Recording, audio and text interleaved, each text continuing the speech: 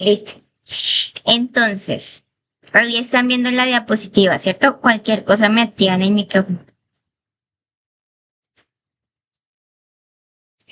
La fantasía pertenece al género de ficción, al igual que la ciencia ficción, solo que aquí los eventos fantásticos, sobrenaturales o simplemente mágicos tienen una base mágica. O sea, decíamos que la ciencia ficción tenía una explicación científica. Fuera esta explicación inventada, fuese real o inventada. En este caso, en la fantasía tiene una explicación mágica, por así decirlo, incluso si como tal la historia no lo especifica. La fantasía irrumpe la realidad para alterarla. O sea, que puede tener ocurrencia en el mundo real de tal forma que llega para alterar las normas que conocemos, o bien puede suceder en un mundo alterno, un mundo netamente fantástico. Para algunos literatos es difícil distinguir la línea entre lo fantástico, lo extraño y lo inexplicable, porque vamos a ver que hay cierto tipo de escritos en donde si bien ocurren hechos asombrosos, como que resulta difícil encasillarlos en el género de la fantasía. Entonces, hay algunos que dicen que estos escritos pertenecen al género fantástico, mientras que otros dicen que no. La fantasía es como que uno de esos géneros en donde la línea entre un género y otro es muy difícil de definir. Incluso hay quienes incluyen a la ciencia ficción dentro del género de la fantasía. Sin embargo, lo que puedo decir es que sobre todo asociamos a la fantasía con los cuentos de hadas, con los cuentos, los cuentos, relatos, novelas, donde se involucran personajes mitológicos, personajes fantásticos, como las hadas, como los duendes, donde normalmente hay un uso de magia. No es como lo usual, como siempre solemos relacionar la fantasía como con ese tipo de eventos, ¿no? Pero eso no significa que en otras circunstancias donde no se involucren personajes mitológicos, pues no se incluya dentro del género de la fantasía. Eso no implica que no lo abarque también. Ahora bien, entre los grandes exponentes de la fantasía, aunque hay muchísimos, podríamos encontrar a Tolkien con su novela El Hobbit, El Señor de los Anillos o El Silmarillion. ¿Alguien quiere decir algo? Ah, hola Belén, bienvenido. Bienvenida. Bueno, ¿qué más? También encontramos a Robert Ed Howard con Conan el Bárbaro. ¿Se acuerdan de las revistas Pulp de las cuales hablamos en la clase pasada? Belén, si es posible, te voy a pedir que pongas tu celular en silencio. Listo. Ok. Entonces, ¿recuerdan las revistas Pulp de las cuales hablamos la clase pasada? Pues no solamente se dedicaban a publicar cuentos o relatos de ciencia ficción, también incluían otros temas como las revistas policiales, de detectives y por supuesto de fantasía con personajes como Conan el Bárbaro. En este caso, Robert Howard es como un exponente de la fantasía heroica que involucra la espada y la brujería. También tenemos a Ursula K. Le Guin, que si bien también es escritora de ciencia ficción, ella también escribió cuentos de fantasía o historias de fantasía como Terra Mar. Y tenemos a C.S. Lewis con las Crónicas de Narnia. Aunque, como les digo, también hay muchos otros exponentes del género de la fantasía, son muchísimos y es muy difícil como hablar de todos ellos, ¿no? Ahora bien, vamos a tocar algunos subgéneros de la fantasía y como se imaginarán, la fantasía es uno de esos géneros de los cuales se subdividen cualquier cantidad y dependiendo de lo que ocurra en la historia, dependiendo del ambiente, de si ocurre en un mundo alternativo, en el mundo propio, etcétera, pues va a cambiar el subgénero al cual represente. En este caso yo les traje tres géneros que son como los más sonados, los más utilizados, como son la fantasía épica, algunos le dicen alta fantasía o fantasía heroica, que para mí viene a ser como lo mismo, en el que se habla de grandes mundos imaginarios que normalmente tienen lugar en la antigüedad o en la Edad Media. Hay un uso frecuente en estas historias de criaturas mitológicas, como se los decía, y clasificación de las razas. Entonces tenemos la raza, por decir algo, los elfos, las hadas, los humanos, etc. Y hay un fuerte componente mágico o épico, normalmente como que se destina a la aventura, ¿no? A contar la aventura del héroe. También encontramos el género de la fantasía urbana, que se ambienta en ciudades o en zonas urbanas y pues normalmente consisten en historias en donde la fantasía interrumpe la realidad del personaje, esa realidad cotidiana normal que conocemos, bien sea porque la magia es algo que se oculta o porque la magia es algo que se desconoce. El claro ejemplo es como Harry Potter, en donde pues antes de saber Harry que era un mago, pues la magia permanecía oculta para él y pues para todos los mundos, ¿no? También encontramos el género de la fantasía oscura, donde se involucra la magia negra, personajes malvados o demoníacos. Lo importante aquí es que nos acompañen elementos de terror o de espanto. Acá también es como difícil encasillar como digo, una historia solo en fantasía oscura, porque podría ser netamente terror, horror, que también es un género que vamos a ir viendo más adelante, pero pues podríamos decir que un género puede abarcar al otro también. Bueno, de momento eso sería por ahora lo de la fantasía. ¿Hay alguna pregunta al respecto? ¿Se quieren hacer algún aporte? Sí, tú al principio comentaste que los elementos eran fantásticos, pero sin la necesidad de que se explicitara. Sí. O algo así. ¿Cómo funciona eso? ¿Cómo en la práctica? O sea, ocurre un evento fantástico, un evento asombroso, y cuando digo que no hay necesidad de explicarlo es que, por ejemplo, el personaje, no sé, está en su casa y de repente las cosas salen a volar y comienza a vivir una aventura dentro de su casa, la casa sale a volar, recorre mundos, algo así. Es decir, hay algo inexplicable que está ocurriendo, pero no se explica realmente de dónde proviene ese algo fantástico, ¿no?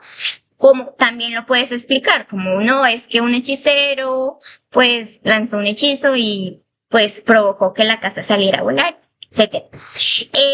Acá también hay una línea que marca la diferencia entre fantasía y realismo mágico, que yo creo que lo vamos a ver la próxima clase o cuando veamos realismo mágico, pero básicamente se diferencia en que la fantasía, que en el realismo mágico la fantasía, perdón, la magia es como un problema más de la cotidianidad, como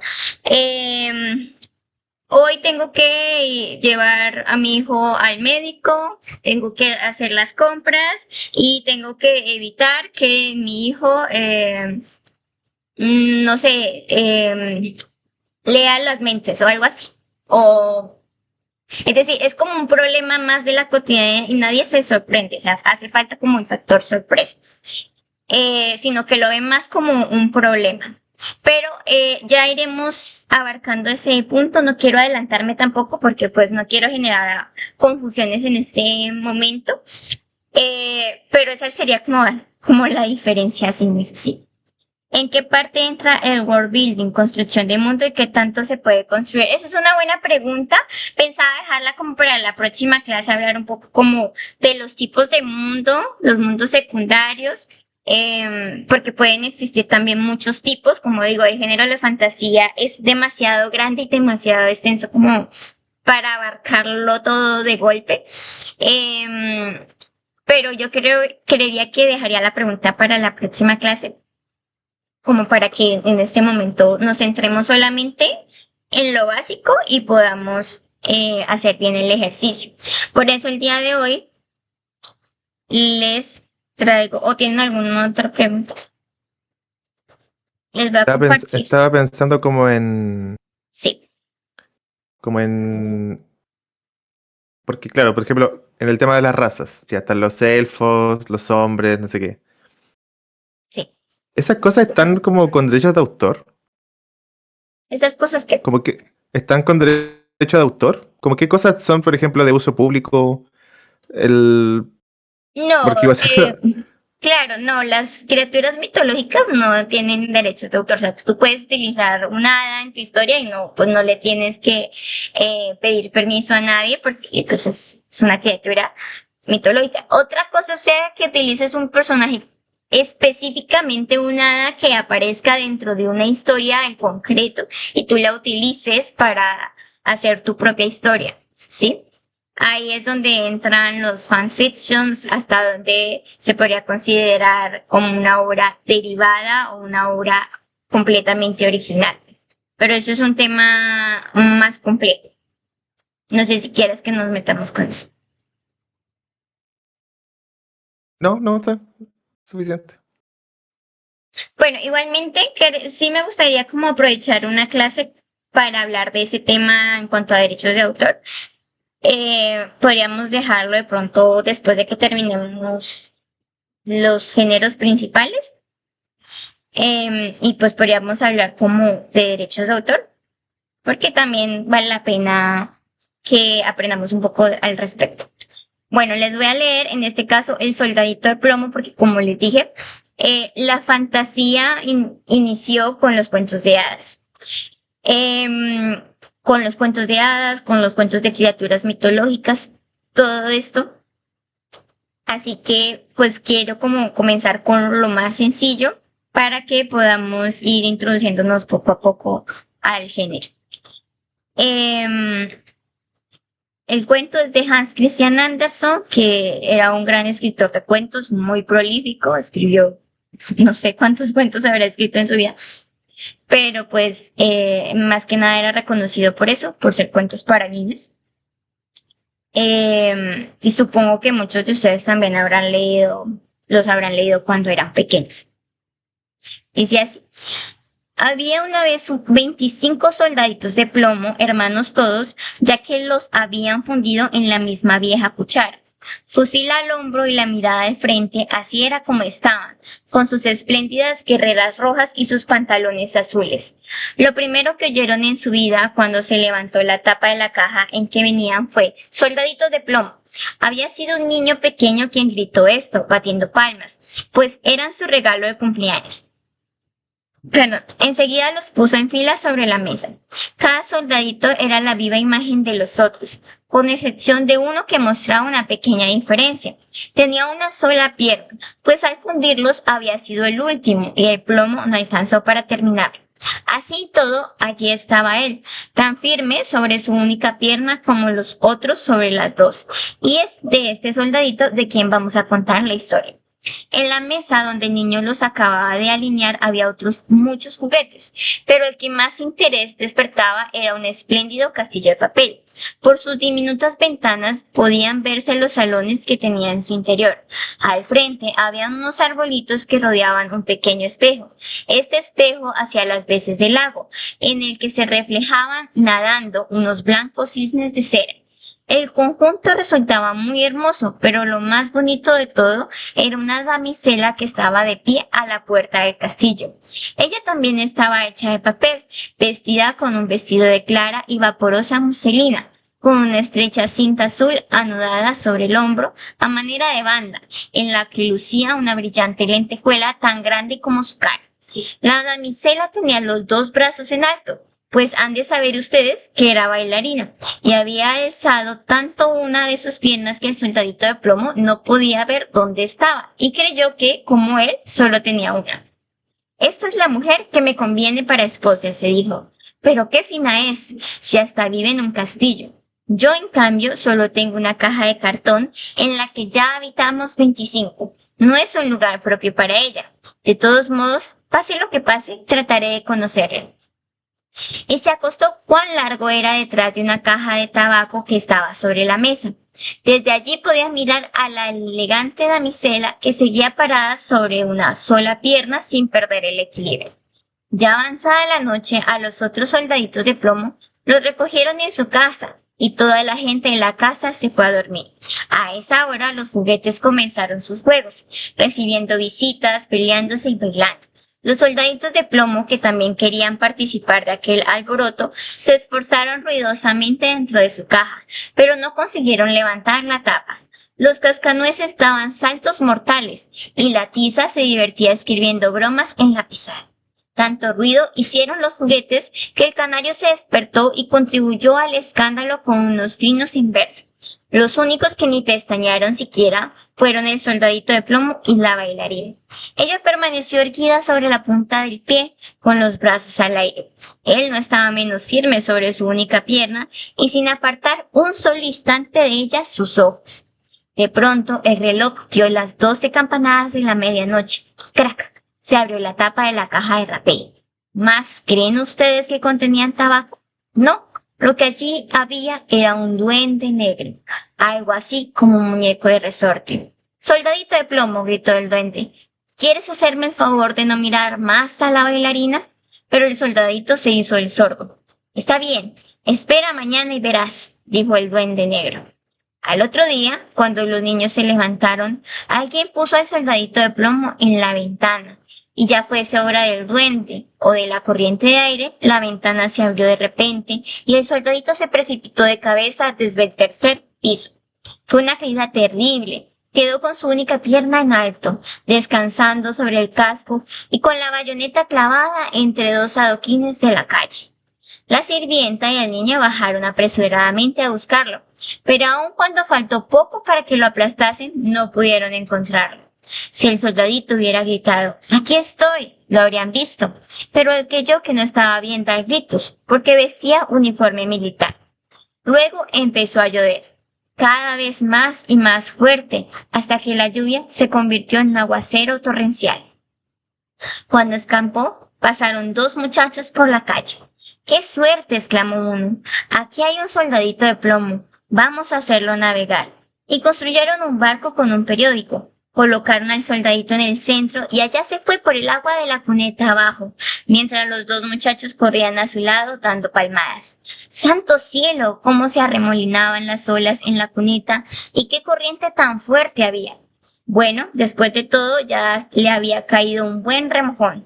El barquito de papel saltaba arriba y abajo y a veces giraba con tanta rapidez que el soldadito sentía vértigos, pero continuaba firme y sin mover un músculo, mirando hacia adelante, siempre con el fusil al hombro.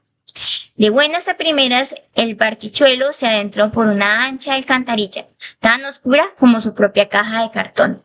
Me gustaría saber a dónde irá a parar, pensó. Apostaría a que el duende tiene la culpa. Si al menos la pequeña bailarina estuviera aquí en el bote conmigo, no me importaría que esto fuese 2 veces más oscuro. Precisamente en ese momento apareció una enorme rata que vivía en el túnel de la alcantarilla. ¿Dónde está tu pasaporte?, preguntó la rata. A ver, enséñame tu pasaporte. Pero el soldadito de plomo no respondió una palabra, sino que apretó su fusil con más fuerza que nunca. El barco se precipitó adelante, perseguido de cerca por la rata. ¡Ah! Había que ver cómo rechinaba los dientes y cómo les gritaba a las estaquitas y pajas que pasaban por allí.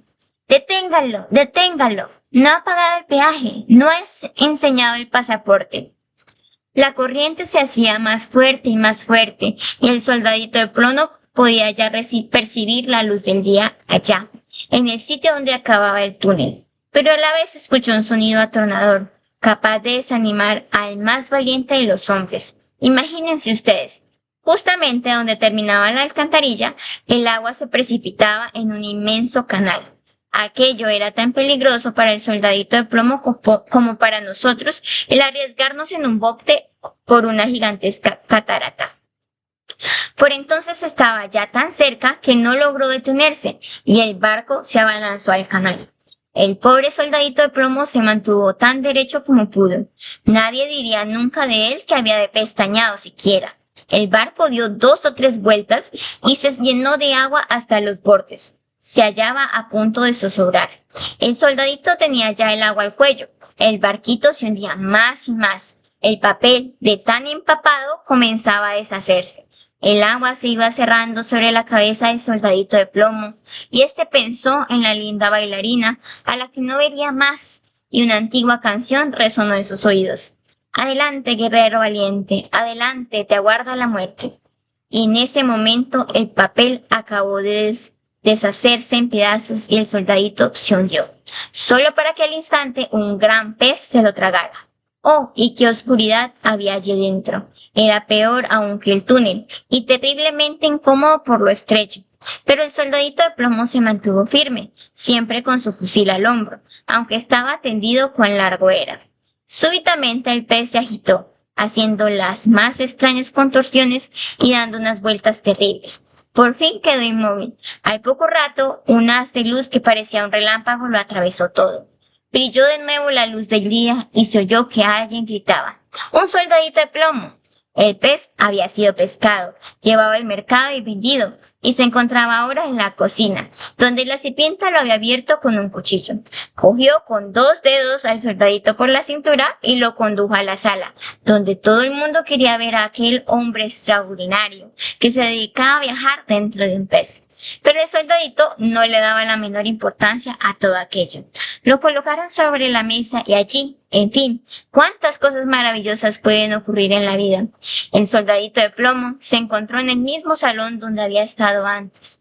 Allí estaban todos, los mismos niños, los mismos juguetes sobre la mesa y el mismo hermoso castillo con la linda y pequeña bailarina, que permanecía aún sobre una sola pierna y mantenía la otra extendida, muy alto, en los aires, pues ella había sido tan firme como él.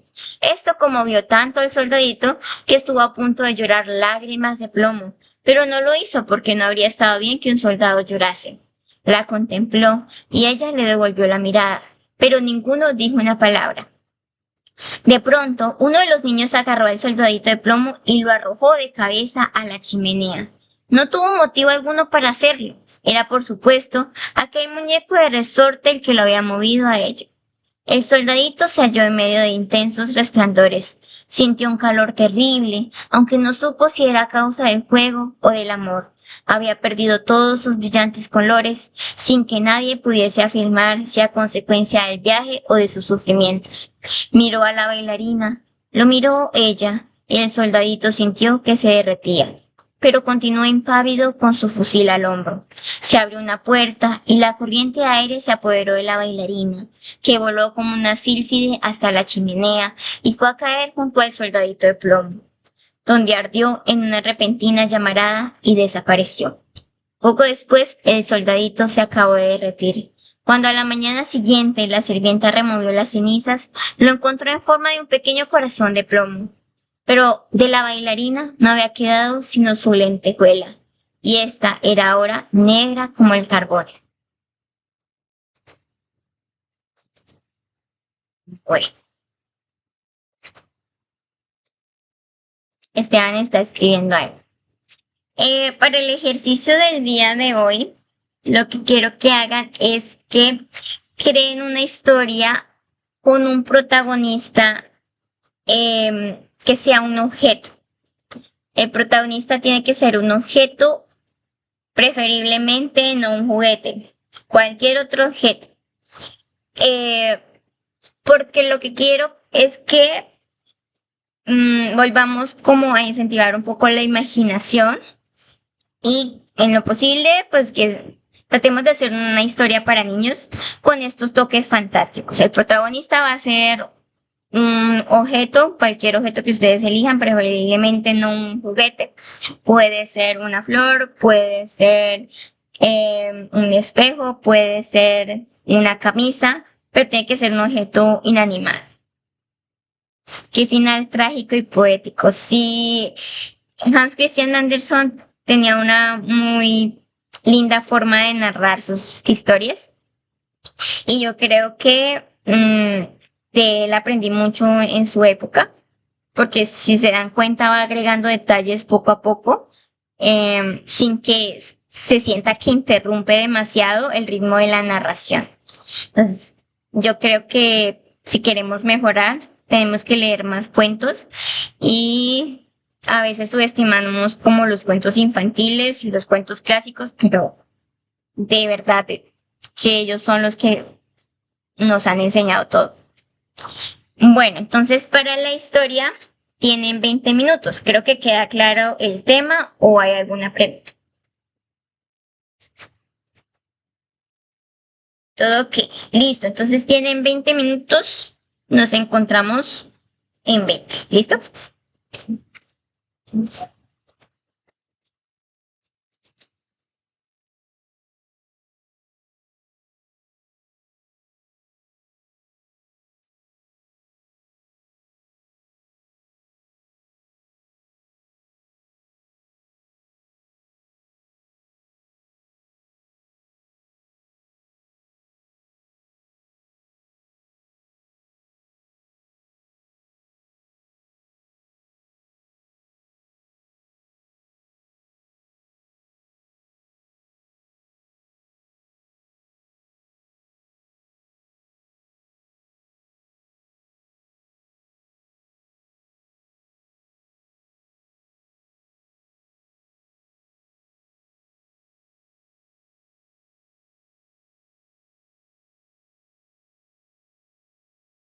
Hola chicos, ¿cómo va? ¿Cómo les fue?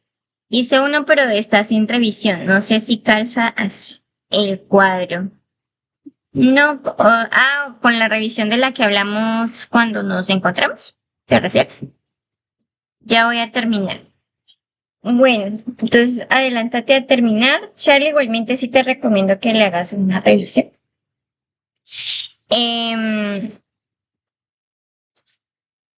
Vamos a revisarlo si no es muy largo, ya que tenemos tiempo.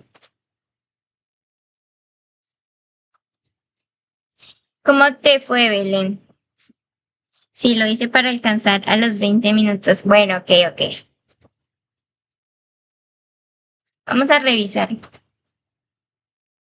de una vez. Ahí pueden verlo, ¿cierto? El cuadro. La familia se fue de un día para otro. Uno de los niños se giró para ver su antigua casa en el fondo. Una débil columba de humo había comenzado a salir por la ventana del living. Columba con C mayúscula, ¿por qué? Bueno, me parece que está bien tu cuento. O sea, me gusta la historia, como suena. Llegas a empatizar con el cuadro. Hazle las correcciones respectivas y creo que quedaría muy bien. ¿Tienen WhatsApp o por Telegram? Sí, tenemos Telegram. No me acuerdo si están dentro de redes sociales, el Telegram.